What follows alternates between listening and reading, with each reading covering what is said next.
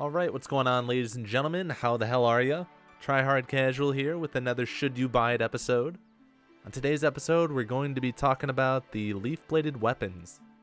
This episode is thanks to you guys who voted in my poll, so this was the winner from that last one a few weeks ago. I am sorry because the episode's a little bit different than what I worded in the poll. I wasn't exactly sure how I wanted to include like some of the Slayer stuff. So I thought just doing all the leaf-bladed weapons in one would make the most sense. Then I'll get to the other things later, like the Eternal Ring and, all that other jazz. I don't really have too much to say this time, so we're just going to dive right into the episode. I feel like cranking it out. Well, cranking the video out. Oh boy. Alright, so what we have here are the leaf-bladed battle axe, the sword, the spear, a Slayer staff. You can actually upgrade the Slayer staff, which I'll talk about later. Then there's also broad bolts and broad arrows, which counts as this sort of leaf-bladed equipment. They're mostly a bonus to the episode, they don't really matter too much on their own. It's more about the weapons. For those of you that don't know, this type of gear is the only gear that can actually damage a Turoth or a Kurask if you have them for a Slayer task. And you might be able to find one or two little things you can do with this stuff, but we're gonna get into that. And really, that's about all I can say for like an overview of these items. They're just like a middle range sort of equipment that you can use for a specific monster. So yeah, I think we just need to start talking about them one by one. So first up, we have the battle axe. Like I said, this type of gear is the only stuff that can actually damage a Turoth or a Kurask. And the battle axe specifically has a bonus 17.5% damage and accuracy buff against those monsters. So I mean, if you're going to use melee against one of those monsters, you definitely want to bring the axe. There's no reason to bring the other two. Beyond that, I heard this was like a decent crush weapon in the mid-game sort of area. So, I took myself to the old trusty RuneScape DPS calculator. I want to run some numbers, see what I came up with. So I threw some average gear on, I put base 70s for the combat stats, and I assumed you're going to be killing Calphite or something like that that's weak to crush. I thought the main comparison you'd think about making is with the cudgel, because the cudgel's pretty cheap, it's a crush bonus weapon, it's one-handed. I mean, the damage is there, the stats are there, it's just that the cudgel attacks one tick faster than the battle axe, and that just makes a huge difference actually in DPS.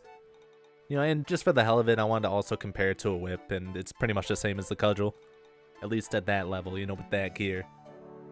So, when it comes to YouTube and some of the comments I get, I've realized I need to be ultra specific with whatever I say all the time, basically. So I just want to say that yes, I ran some numbers on the DPS calculator, and the numbers I got were specifically for, level 70 stats with that specific gear versus that specific monster. I feel like whenever you're in the mid-game and you try and calculate something, it's going to vary wildly depending on all the stuff I just talked about, the different factors. I guess what I'm trying to say is that even though, my calculations came out not that favorable for the axe, it might be different depending on your factors and what you're specifically trying to do. So I'll encourage you guys to use the DPS calculator on your own for your specific examples you might be wondering about. I'll leave it linked down below. That's all though, I just felt like I really needed to say that. But going back to the fact that this is like a budget crush weapon, I've been told it's a decent budget pick for Vedion over in the wilderness. If you're trying to risk as little money as possible, this is probably your best crush option if you needed one for whatever reason, when you're in the wilderness.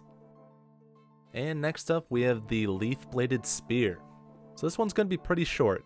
The spear sucks. You basically never want to use it, alright? It's not great. Essentially, the sword is just a straight upgrade over the spear, like all the stats, all the numbers, everything about the spear, the sword just does better. I can think of only two reasons to actually use this thing. First off is if you're an Iron Man. To get the other two weapons, you actually have to get them as drops, but this one you can actually just buy from a Slayer Master. Like I said, you actually need one of these weapons to damage a Kurask or a Turoth.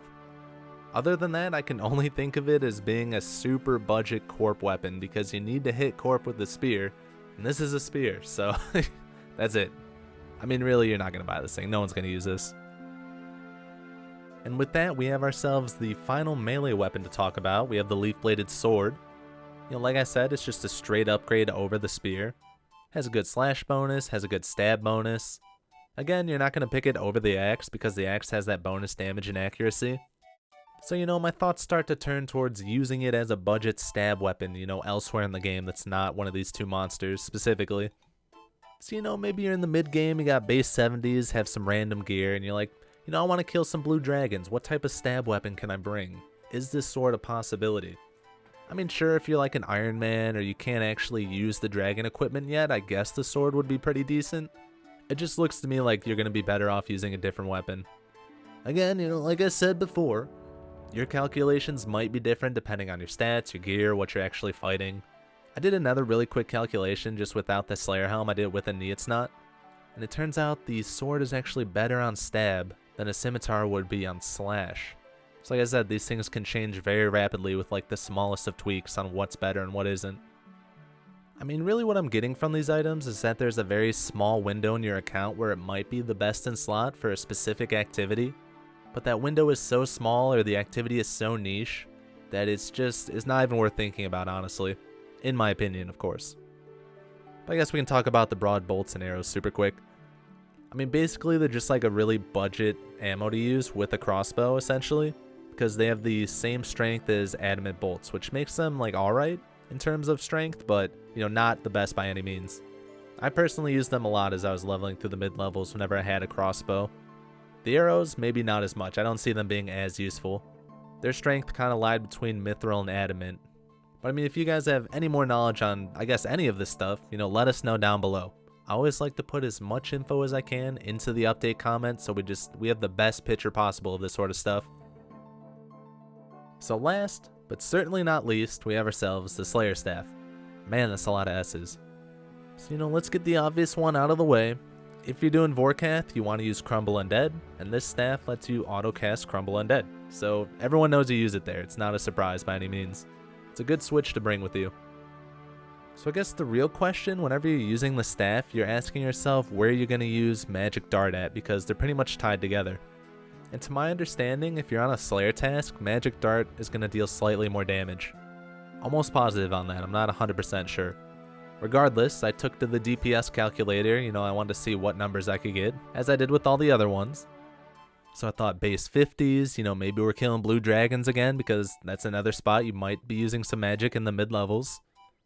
Really, I thought the only two things you might compare it to are using fire spells with like a Tome of Fire, or if you're using an Iban Staff, because I know that's another budget spell you're going to use in those early levels.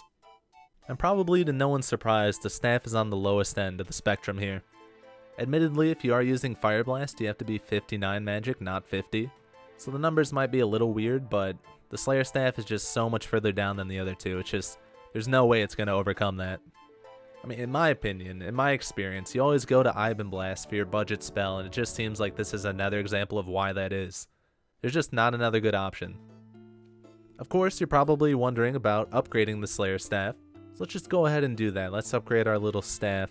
So you see you need a higher magic level to actually use it. There we go, the paper's gone. It was only like 3k. It was a very small price to pay for an upgrade. So wow, you need 75 magic to wield this thing now. Now you're going to compare it to the Trident, which is the best magic weapon in the game almost. And what do you know, the DPS still sucks on it. I mean, just for fun, I kept the Iban Blast in there, and at level 75 magic they have the same DPS. Like it's the same DPS as the Iban Staff, even at 75. It makes no sense. Although the Slayer Staff does scale with your magic level, like the higher your magic level is, the more damage it can deal, the higher the max hit could be. So it will be better than the Iban Staff after 75 magic. But the Trident is always going to stay ahead of it. There's actually certain level thresholds that the staff has a higher max hit than the Trident. Just like with the previous example of this, what it comes down to is the attack speed, because the Trident attacks one tick faster than the staff. That little bit of extra max hit won't make enough DPS difference. And by the way, by the time you have Fire Wave and Tome of Fire, that's going to be way better than the Slayer Staff or Iban Staff. I mean, just straight off the wiki, it says you could use this as a budget item at Dagannoth Kings or the Barrows Brothers. I mean, not even necessarily the enhanced version, even the regular Slayer Staff. I mean, just comparing it to Iban's Blast, I don't see why. I don't see why you'd ever pick it over an Iban Blast. Unless you don't have Iban Blast. Maybe you didn't do Underground Pass yet. But actually, hold on. I forgot about something. Apparently in melee combat, if you just have level 1 attack, if you're training some sort of pure, this will be the best item for melee training. Again, that's just ripped off the wiki. I don't know for sure, but that's what it says. And most likely there's a very small percentage of people that would even ever think about something like that. Alright, buds. What have we learned here today? What have we talked about? What do I think about the items? So as it turns out, the leaf-bladed sword isn't going to be better than dragon stuff, it seems like.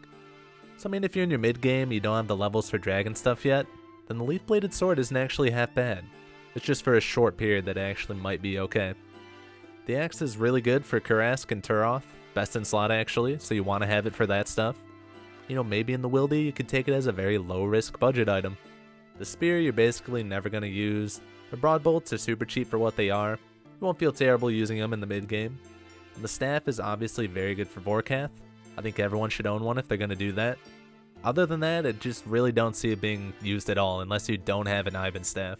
It just seems like both the enchanted and regular version aren't going to overcome the other options that are there.